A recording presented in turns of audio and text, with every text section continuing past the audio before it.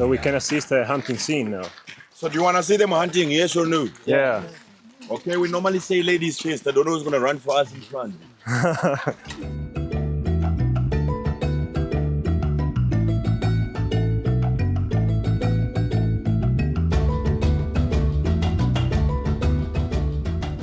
So how much do you think he weighs?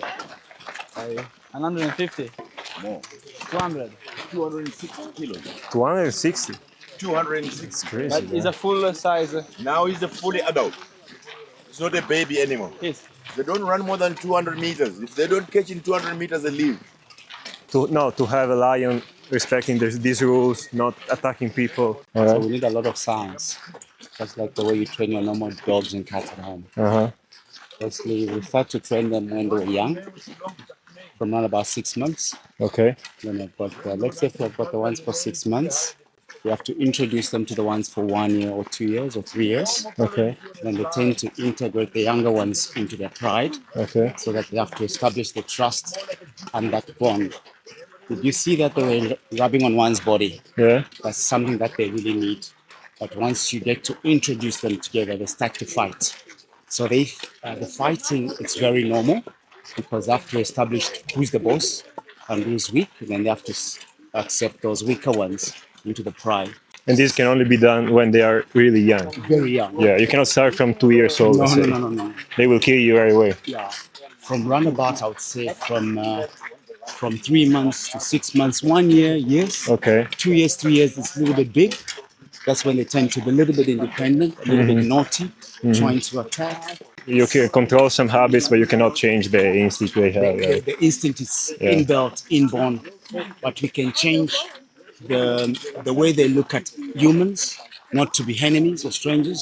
So they have to be very cooperative with the humans because they depend in humans for food, medication, shelter, love, enrichment, all the exercises that they're doing now. So we've got 5 things that we provide that are very vital into the training aspect. Okay.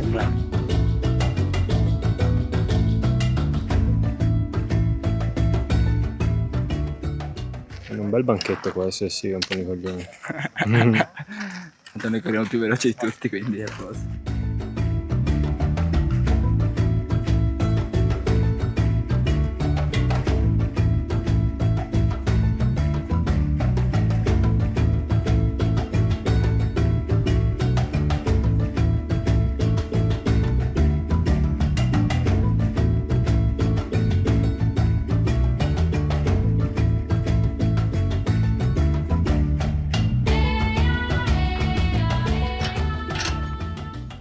Alright, ladies and gents, we're going to go through this black gate over here.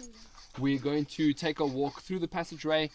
We're taking a look at the animals. You're more than welcome to take photos and videos. It's not a lynx. Never No? looks. What is that? But it's similar, right? So it's only in the sense that they're cats. This is a caracal, right? People used to call it the African lynx or the desert lynx. But technically speaking, they're not part of the lynx family. You have 4 different kinds of lynx. The Eurasian lynx, which is the one you're talking about. The Iberian lynx from Russia. The Canadian lynx. And the American bobcat. They are a bit of a problem for farmers because they kill plenty of livestock. Kill lots of goats and sheep. And they kill like 4 or 5 in a night. Oh. And they eat. Oh no, they don't eat everything. They hunt for sport. Yeah, that is the end of the business. Right? So farmers will oftentimes put out poison or they'll shoot the cats. But the conservationists in South Africa are trying to convince the farmers not to shoot the cats and even less so poison them, because poison left out there by the farmers will kill a large amount of other animals as well, aside from just the caracal. His name is Patches. So the male get bigger than a female? Like most cats, the males are generally speaking bigger than the females, especially in the wild. You know, with domestic cats, the males are generally speaking slightly bigger than the females, but not by that much. But with wild animals, you'll see there's quite a big difference between the size of the fully grown males and the fully grown females. They have long, slender legs, similar to a cheetah, and they have like a body pattern similar to the cheetah, but they're still very different from the cats. So that is the full size, by the way. Oh, they don't get bigger than that. That's a I fully thought grown he female. was a cab, like. Sorry? I thought like he was a cab. Oh, no. Not an adult. No, they're about the same size as the caracal, but the difference is that they're not as strong. But because they're the same size, many people get confused between serval and caracal, and they think, oh my gosh, this cat's going to kill my livestock. So they kill the serval as well. But in reality, serval, they don't kill animals that are bigger than themselves, quite simply because they're not as strong.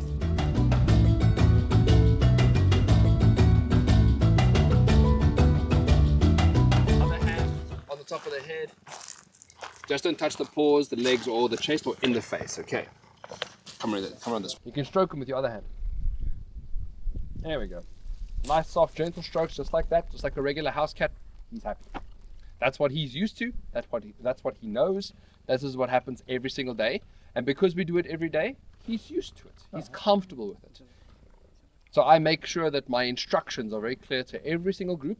And because he knows what to expect, he's comfortable with us. There's no unpredictability or reason to become suspicious.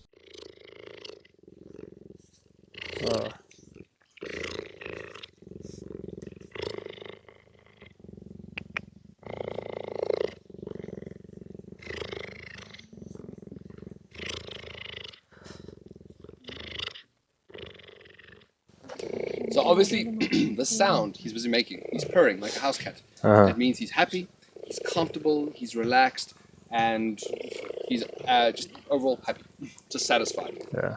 So it doesn't eat every day.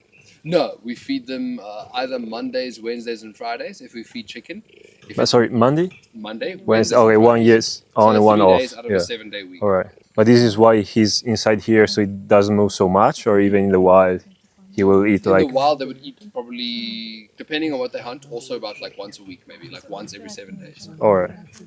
The whiskers Yeah. with leopards, it grows out. Okay. With cheetah, it curves downwards. Oh. And the Okay. reason why is because Yeah, it's their like this. jaws are not as strong as a leopard and their teeth are not as big. So they can't rupture the jugular or puncture the windpipe.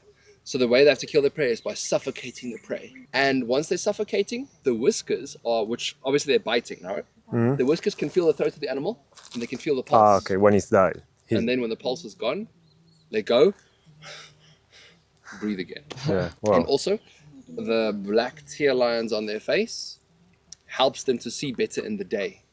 In the day. Yes. Lions, leopards, tigers, they've got a white line underneath their eye, which helps them to reflect light back into the eye. Yeah. And it reflects off a reflective membrane, illuminating their night vision for them. Wow.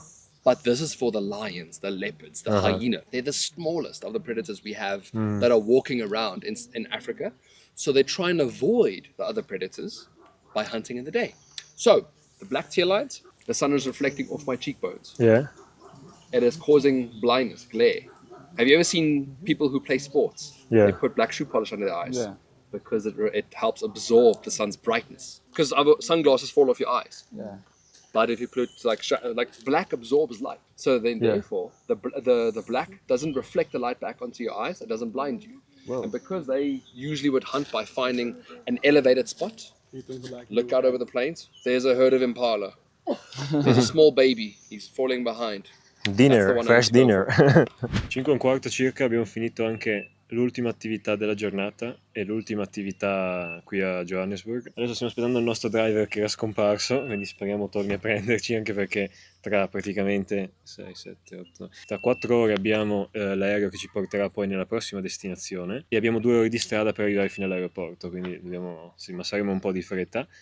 Più di 2 ore, perché Google Maps ti dà 2 ore, ma quella strada lì la devi fare piano, che è piena di dossi. Ecco, quindi saremo molto di fretta. Comunque devo dire che sto veramente figo perché dopo aver visto tutti gli animali, cioè parlavo anche con la tipa lì, da una parte adesso al giorno d'oggi vedere animali è molto facile, nel senso vedi il documentario, ti vedi il film, ti vedi il video sui social, vieni a farti i safari e vedere animali non è più una cosa tanto assurda, cioè quando lo fai comunque figo, non fraintendetemi, però non è una cosa tanto assurda. Quando si tratta poi di accarezzare animali, di interagire con gli animali, come abbiamo fatto stamattina e come abbiamo fatto oggi, cioè oggi pomeriggio, è veramente figo, cioè quello è veramente il next level che vale la pena provare secondo me quando si viene da queste parti, se no fai l'esperienza a metà praticamente, quindi non so tu, ma mi ha fatto molto piacere aver fatto anche questi tipi di attività qua oggi, rispetto che magari girare sei per la città o cose del genere. Decisamente, a parte che qua, chi cazzo gira per la città se non vuoi morire, cazzo. Ma poi, a parte questo, la cosa migliore secondo me è fare prima il safari in cui vedi da lontano gli animali, che è bellissimo, e poi fare questa attività qua in cui riesci a interagire da vicino con l'elefante, con i leoni. Se lo fai prima, poi potresti fare il safari e dire no, ma che è sta cagata, li vedi da lontano, quando in realtà Sì. ti perdi un sacco perché li vedi nel loro habitat naturale, comunque è un'esperienza diversa, diciamo. Però nel complesso tutto Sì, una è perfetto. complementare all'altra, diciamo. Non potevamo chiederdi meglio. Direi di sì. Ce ne andiamo via da qua soddisfatti, direi, no? Direi. I cinesi se ne stanno andando.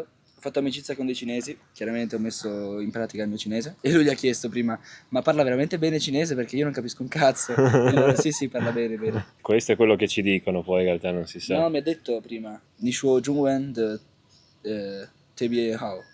vuol dire? Parli cinese particolarmente bene. Sembra quasi vero detto così. Ma Prossimo step dovrò imparare il cinese. Mi tocca. Bisogna sperimentare qualcosa di più complicato. Ormai italiano, inglese, spagnolo, portoghese. li mangiamo a colazione. E io ho queste 2 punture qua, che chissà cos'è. Se tornerò in Italia da solo sapete perché. Bene, adesso speriamo di non perdere l'aereo. Dobbiamo ancora pagare il driver e ritirare i soldi. Mi sa che perderemo l'aereo.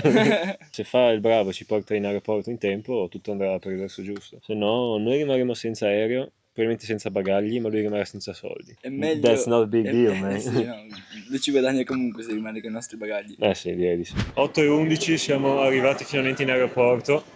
Tra un'ora parte il volo e noi dobbiamo fare ancora tutto il check-in e imbarcare i bagagli. Questa è la situazione attuale.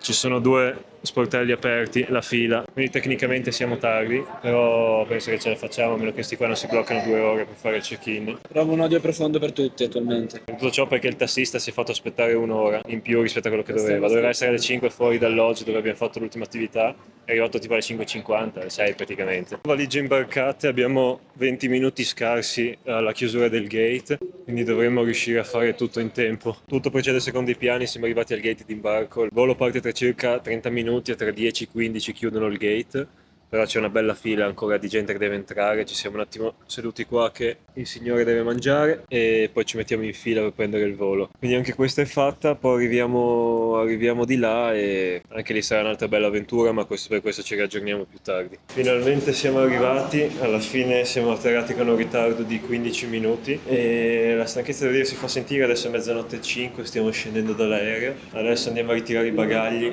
dobbiamo poi andare a ritirare l'auto a noleggio e poi ci aspetteranno 4 giorni molto molto intensi. Ma non cazzo, a sinistra o a destra?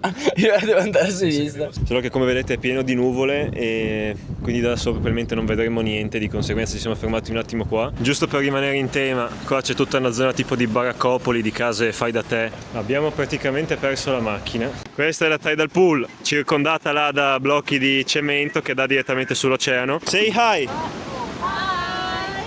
Siamo andati altri 2-3 km avanti dove c'era segnato un altro che sembrava molto più interessante su Maps e morale della favola non esiste, non c'è. Anche perché guidare con la pioggia qua non è che mi mette molta passione sinceramente.